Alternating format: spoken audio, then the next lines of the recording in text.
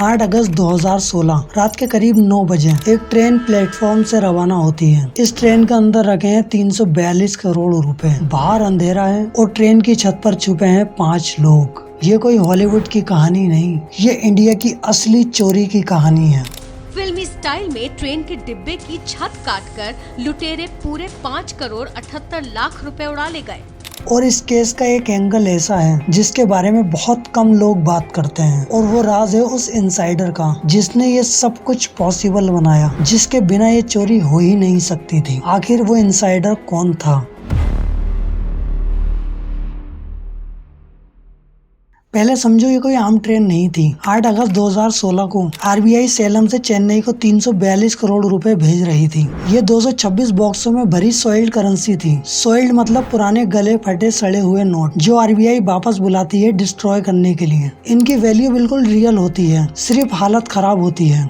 जब भी ट्रेन के जरिए कोई इम्पोर्टेंट सामान भेजा जाता है तो उसके लिए एक स्पेशल डिब्बा यूज होता है जिसे वीवीएच कहते हैं, यानी हाई कैपेसिटी पार्सल वैन। और जिस ट्रेन के थ्रू ये पैसे जाने थे वो चेन्नई एगमोर एक्सप्रेस थी। इस ट्रेन में वीवीएच के 3 डिब्बे यूज हुए। ये ट्रेन रात के 9 बजे सेलम स्टेशन से रवाना हुई। गार्ड अपनी जगह थे, ड्राइवर अपनी जगह। आरबीआई ऑफिशियल को पूरा यकीन था कि उनका माल सेफ है, लेकिन किसी को नहीं पता था ट्रेन की छत पर 5 लोग छुपे हुए थे और वो सही मौके का इंतजार कर रहे थे। अब यहाँ पर एक चीज समझना जरूरी है, वरना आगे की कहानी समझ नहीं आएगी। सेलम से चेन्नई के बीच एक स्टेशन पड़ता है, वृद्धाचलम स्टेशन। सेलम से वृद्धाचलम करीब 137 किलोमीटर का ट्रैक अनइलेक्ट्रिफाइड था। इस पूरे रूट पर ट्रेन डीजल इंजन से चलती थी, मतलब ट्रेन की छत पर कोई भी 25,000 वोल्ट का खतरा नहीं था। और यही था उनका गोल्डन विंडो, जिसका इन लोगों को बहुत अच्छे से पता था। सेलम और वृद्धाचलम स्टेशन के बीच चलती ट्रेन की छत पर ये गैंग अपना काम शुरू करती है। उन्होंने छत में एंगल ग्लाइंडर से 2 बाई 2 फुट का होल किया। सोच के देखो, चलती ट्रेन की छत पर हवा की रफ्तार, अंधेरा, ट्रेन का हिलना, और छत पर खड़े होकर चोरों ने ट्रेन की छत ही काट दी।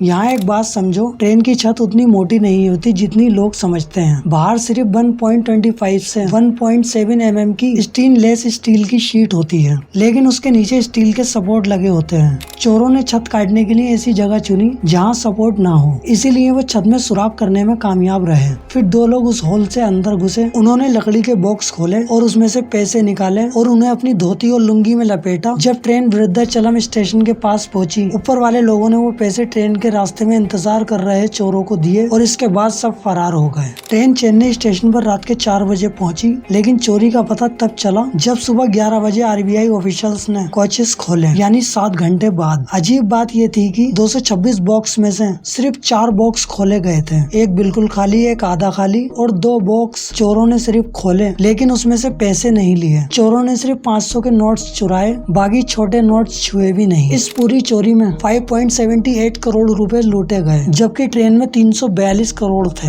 9 अगस्त को गवर्नमेंट रेलवे पुलिस ने केस रजिस्टर किया, लेकिन जब उनके हाथ कोई सुराग नहीं लगा तो ये केस 2 दिन बाद सीबीसीआईडी को ट्रांसफर कर दिया गया। और यहीं से इस चोरी की असली इन्वेस्टिगेशन शुरू होती है। सीबीसीआईडी, ये सीआईडी की एक स्पेशल इन्वेस्टिगेशन टीम होती है जो सिर्फ कॉम्प्लेक्स और हाई प्रोफाइल केस ही हैंडल करती है। इन्वेस्टिगेटर्स के सामने सबसे पहली पहेली ये थी, आखिर ट्रेन में होल कब किया गया, चलती ट्रेन में या रुकी हुई ट्रेन में? क्योंकि ये एक बहुत इंपॉर्टेंट सवाल था। चलती ट्रेन पर इतना बड़ा काम करना ऑलमोस्ट इम्पॉसिबल लगता है। ये काम कोई भी आम औजार से नहीं कर सकता था। फिर सीबीसीआईडी ने गार्ड से पूछताछ की, सीसीटीवी फुटेज को खंगाला गया, लेकिन कुछ खास हाथ नहीं लगा। इसके बाद तमिलनाडु पुलिस की हिस्ट्री में पहली बार सीबीसीआईडी इस केस को सुलझाने के लिए अमेरिका की स्पेस एजेंसी नासा से मदद लेती है। नासा ने उस रात की सेलम से विल्लापुरम के बीच के पूरे रूट का डेटा सीबीसीआईडी को दिया। उसी सैटेलाइट डेटा, मिले हुए एविडेंस, आई विटनेसेस और टेक्निकल सपोर्ट को मिलाकर सीबीसीआईडी ने ट्रेन रूट पर 100 से ज्यादा सस्पिशियस फोन नंबर ट्रेस किए और एक अजीब पैटर्न मिला। कुछ नंबर एक ही जगह के थे, मध्य प्रदेश के रतलम से, एक ही लोकेलिटी। इसके बाद सीबीसीआईडी के डीएसपी कृष्णन अपनी टीम के साथ मध्य प्रदेश पहुंचे। वहां एमपी पुलिस के साथ मिलकर पुराने क्राइम्स की फाइल्स खंगाले गए। सब मिलाकर एक नाम सामने आया, पारदी गैंग। मध्य प्रदेश, राजस्थान, दिल्ली, हरियाणा, गुजरात, महाराष्ट्र, इन सब जगहों पर इन लोगों के केसेस थे। ये लोग रेलवे स्टेशन और ट्रैक के पास टेम्परेरी शेल्टर बनाकर रहते थे। कोई परमानेंट एड्रेस नहीं, कोई बैंक अकाउंट नहीं, इसीलिए ये काफी टाइम तक पकड़े नहीं गए। लेकिन फिर एक दिन इन्फॉर्मेशन मिलती है पारदी गैंग के 2 मेंबर चेन्नई में हैं। 12 अक्टूबर 2018 को चोरी के पूरे 2 साल बाद दिनेश पारदी और रोहन पारदी चेन्नई में पकड़े जाते हैं। पूछताछ करते वक्त उन्होंने बताया 5 लोग ट्रेन की छत पर थे, 2 अंदर घुसे, बॉक्स तोड़े, माल लुंगी में लपेटा और विद्याचलम पर नीचे 2 चोरों की तरफ फेंका और इसके बाद सब भाग गए। इस गैंग के लीडर का नाम था मोहर सिंह। पूछताछ करने में पता चला गैंग ने चोरी के पैसों से एमपी में जमीन खरीद ली थी, करीब 178 करोड़ की। कुछ पैसे गैंग ने खर्च किए। चोरी के 3 महीने बाद 8 नवंबर 2016 को नोटबंदी हुई और गैंग ने बाकी के पैसे जला दिए, क्योंकि अब वो उनके किसी काम के नहीं थे। 7 चोर पकड़े गए, केस ऑफिशियली सॉल्व था। लेकिन एक सवाल आज भी बाकी है,